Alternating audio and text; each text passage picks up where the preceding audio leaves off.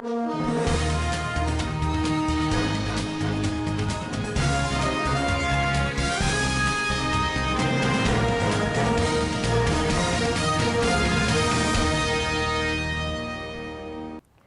than 2 million Nigerians impacted by poverty alleviation program in 2022.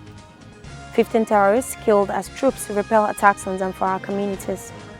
Inspector General of Police meets predecessors on better policing. On business update, Central Bank of Nigeria to mop up dormant account balances. On international scene, UNICEF dispatches health, nutrition supplies for flood victims in southern Somalia. And on sport update, Man United stunned by 2 late own goals as Sevilla draw 2-2 in Europa League. Hello and welcome to Standard Voice Television News Channel. I'm Mkuthum Mohammed. The federal government's projects implemented under the National Poverty Reduction with the growth strategy have impacted more than 2 million vulnerable Nigerians for the year 2022.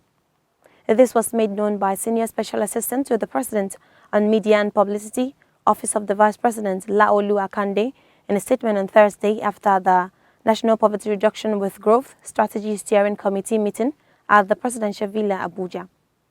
Mr. Akande said a progress report presented at the meeting chaired by Vice President Yemi Osinbajo also indicated that 1.6 million smallholder farmers were impacted under the Agriculture for Jobs plan. The report presented by Clem Agba, Minister of State, Budget and National Planning, showed that with the release of 50 billion naira, programs that had achieved 100 completion include Agriculture for Food and Jobs plan and construction of rural roads, among others. 15 terrorists with pledged loyalists to the bandit kingpin, Dankaremi, have been killed by troops of Operation Hadarin Daji in Zamfara State. The casualties include Dankaremi's top commander, simply identified as Jarfa. The terrorists who attempted to attack Gidam Danjima and Kirimfada communities within Birnin Magaji local government area of the state on Wednesday were successfully repelled by the troops in conjunction with local vigilantes. Sources told newsmen that the bandits in their large numbers were conducting the burial of their deceased members at a graveyard in Meitaba village under Zurmi local government area of the state.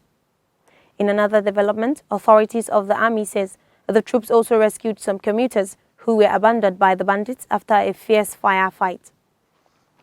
The Inspector General of Police, IGP Usman Baba, has met with the chairman, Police Service Commission, ex-IGP Solomon Arache, and retired IGPs in Abuja to strategize on achieving better policing in Nigeria.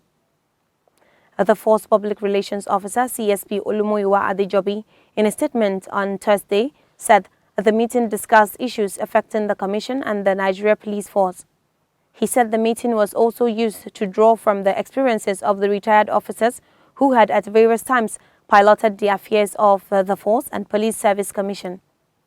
Mr. Adejobi said the retired IGPs who graced the meeting included Sunday Ehindero, Mike Okiro, Ogbonna Onovo, and Suleiman Abba.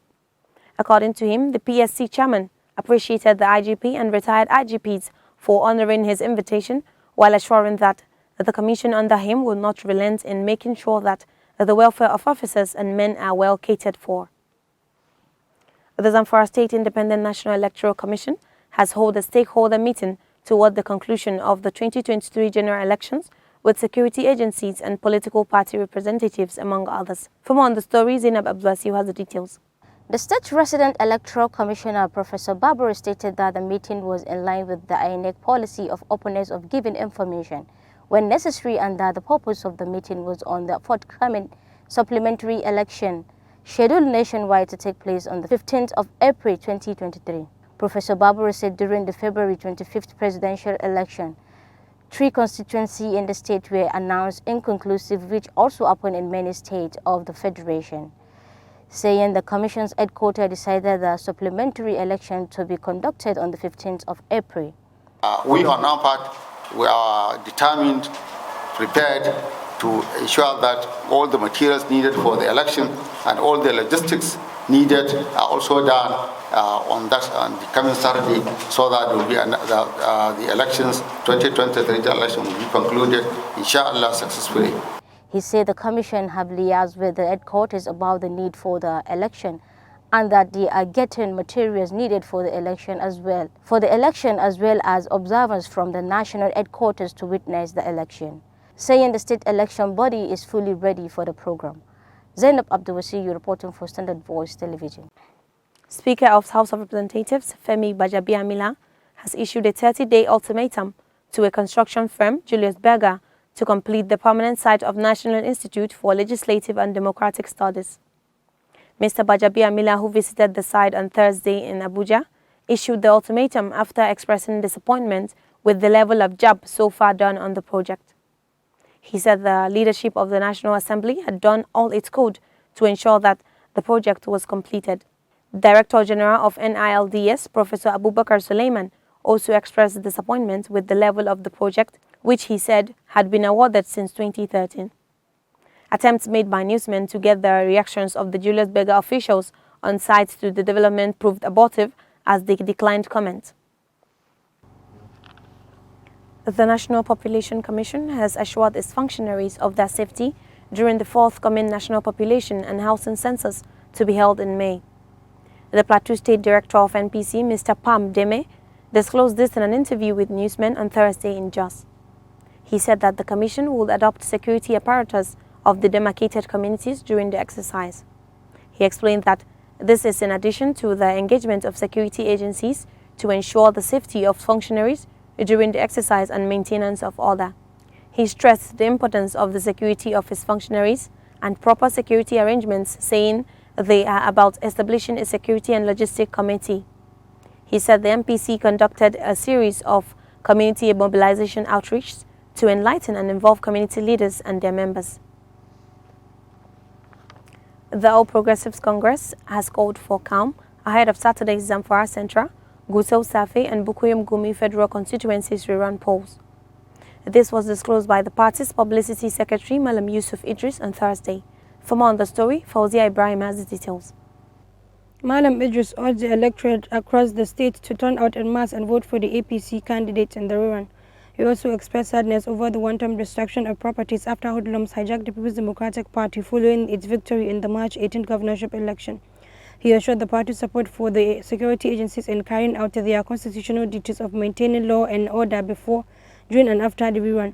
In a later development, Chairman of the People's Democratic Party in Zamfara State, Alhaji Mukhtar Muhammad Luga, has called on party supporters to maintain focus on the forthcoming rerun election in the state and to disregard any form of distraction that may arise. The chairman made the call at the party secretariat in Gusau. Luga expressed his dissatisfaction with the Inspector General of Police invitation of some PDP members to Abuja, describing it as untimely.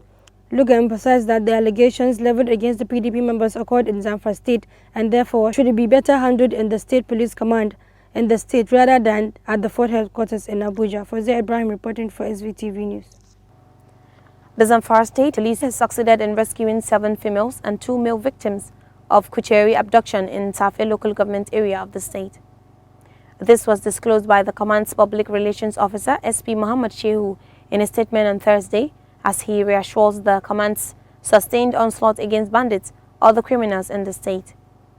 The rescue of the victims was sequel to credible information obtained from a Good Samaritan, which the police used and successfully rescued the victims hale and hearty. The victims, while with the police, undergone medical check at police clinic facility Gusau, debriefed by the police detectives, and thereafter reunited with their families and relations. In a related development, the command has presented a check worth millions of naira to families of deceased officers in the state. Now on business update.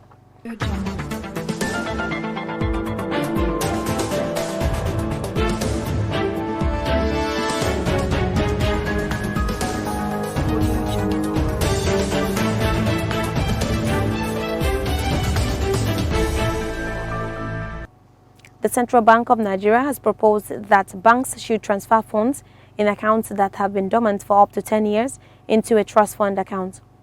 This was contained in recently released exposure draft of guidelines on the management of dormant accounts, unclaimed balances and other financial assets in banks and other financial institutions in Nigeria. A circular accompanying the exposure draft stated that the guideline was in response to requests from banks and other stakeholders for the CBN to clarify the procedures for the management of dormant and inactive accounts by banks in the country. The circular, which was signed by the Director of Financial Policy and Regulation Department of the Apex Bank, Chibuzo FOB, also called for inputs, which should be sent within 3 weeks. The Apex Bank said the balances will be invested in government securities like treasury bills and will be returned to the beneficiaries not later than 10 days of notice. And now an international scene.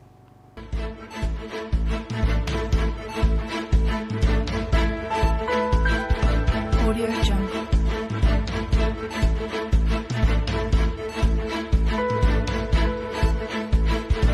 Audio Jungle.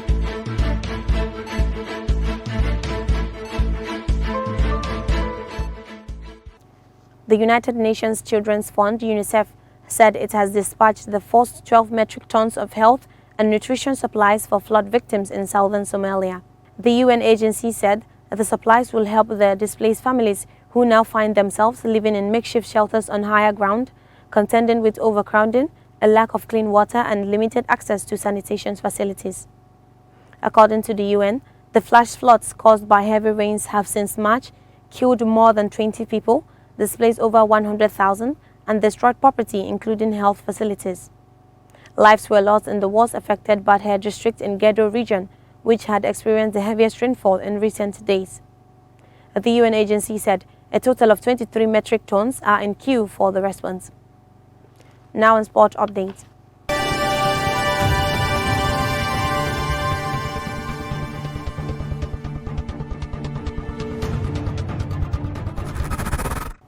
Manchester United were left stunned by 2 late own goals as Sevilla rescued a 2-2 draw at Old Trafford in the first leg of their Europa League quarter-final on Thursday. Marcel Sabitzer scored twice 7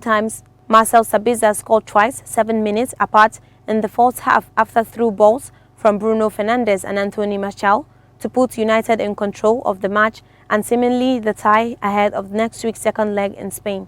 But a bizarre own goal by Terrell Malacia in the 84th minute put Sevilla back in the running after the United left back turned a Jesus Navas cross into his own net of David De Gea. Things then went from bad to worse for the home side, who were forced to go down to 10 men when Lisandro Martinez had to be carried off with an injury. Sevilla capitalized further in the second minute of stoppage time as Yusuf El Nasser header travelled straight onto the head of unwitting substitute Harry Maguire to take the ball on target and pass the bewildered De Gea. And that's all we have in news update for today, but before we go, a recap of the major headlines. More than 2 million Nigerians impacted by poverty alleviation program in 2022. 15 terrorists killed as troops repel attacks on Zamfara communities. Inspector General of Police meets predecessors on better policing. On business update, Central Bank of Nigeria to mop up dormant account balances. On international scene, UNICEF dispatches health, nutrition supplies for flood victims in southern Somalia. And on sport update, Man United stunned by 2 late own goals as Sevilla draw 2-2 in Europa League. Thanks for watching. That's all on the news. I'm Muhammad. Do have a nice day.